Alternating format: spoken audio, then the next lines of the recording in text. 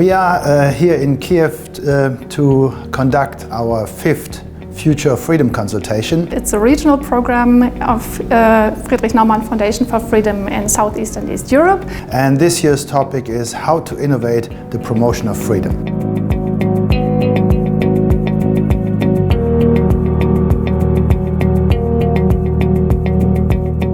We have participants from all over Eastern Europe. We brought together about 60 people from partner organizations, from political parties, civil society. They come from very different fields of work. There are party people, there are civic activists, there are LGBTI activists, there are journalists, media people, filmmakers, artists, consultants, communication experts, and so on.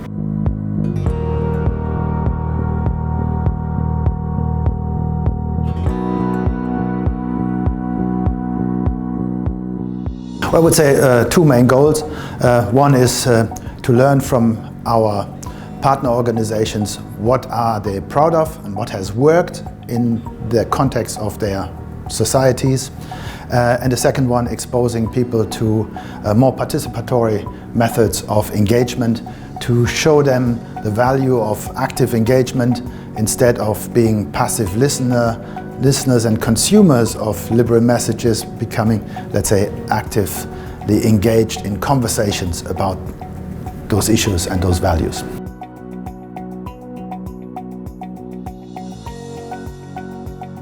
And this year we have chosen a format which is a hybrid format. We started with a couple of TED Talks to get people thinking about certain topics. Then we followed this up with elevator pitches, and the enthusiasm of our participants was just great. We had, I think, 25 elevator pitches where they promoted or proposed new projects they are passionate to do in their respective field. And that was followed up by a marketplace where we tried to create conversations. And I believe this year this combination of those two elements was very successful, and they were proud of what they've been doing. They brought their products, whatever products they were. Some of them were, of course, things you had to listen to. There were videos, there were children's games, etc.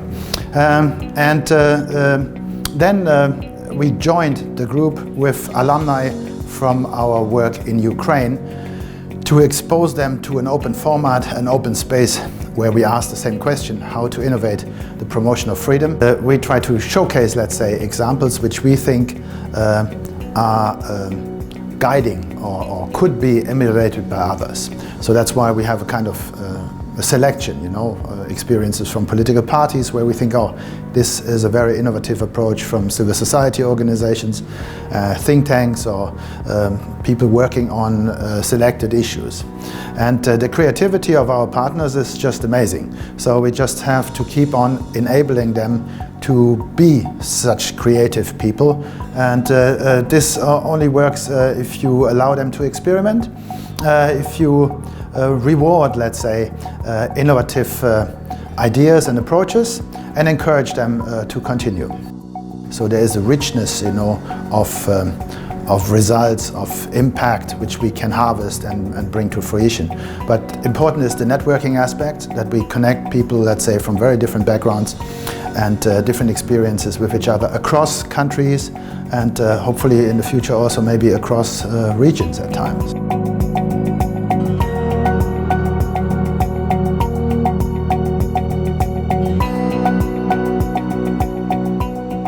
In every Future of Freedom consultation, we try to integrate a field trip or more practical part, and we invite our international participants to go out to the streets of Kyiv and explore some innovative projects here that are somehow promoting freedom. One is to the Kurenivka Cultural Palace. This is the so-called embassy of the Burning Man community in Kyiv. It's an old industrial building where artists and like-minded people from the Burning Man community create art. It's a space free of judgment, free of economic pressure, where everybody who wants to create art can come. The other excursion that we have is to Urban Space 500. This is a social startup, I would say, where 500 Kyiv citizens invested into a social restaurant. It's run as a restaurant and as an event space. And the interesting thing about it is that they want to reinvest 80% of their the money they earn with this restaurant to social projects that develop Kyiv further. And our third excursion will be a walking tour through Kyiv, watching the murals that we have, because since 2014 a lot of wonderful huge murals have appeared, both in the center and in more remote areas of Kyiv, and we will have a walking tour through the center of Kyiv.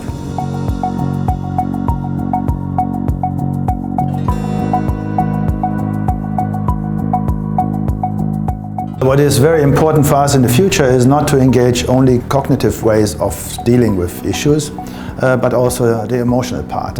On the general level, I think we have all to become better storytellers, and our stories need to be interesting, they need to be attractive, and they need to be from the heart, you know. So we have to just combine this, you know.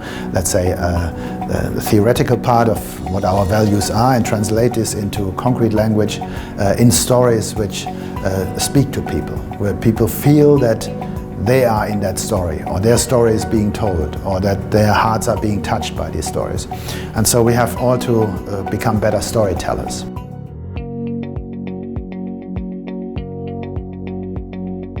To communicate our messages in a way which is appealing to a general audience, not just, let's say, academics or educated people who like to engage on a philosophical level or theoretical level, but bring it to critical target groups. For instance, young people, future voters, people who are concerned about, let's say, have different concerns than other generations, and who need to be engaged in a more playful way, so that we use gamification, we use edutainment, infotainment to bring our issues to an audience which is very engaged, but very often hostile to kind of long readings and long studies. But the 21st century is the instant part, and in order to stick out from the noise, you need to provide something unique,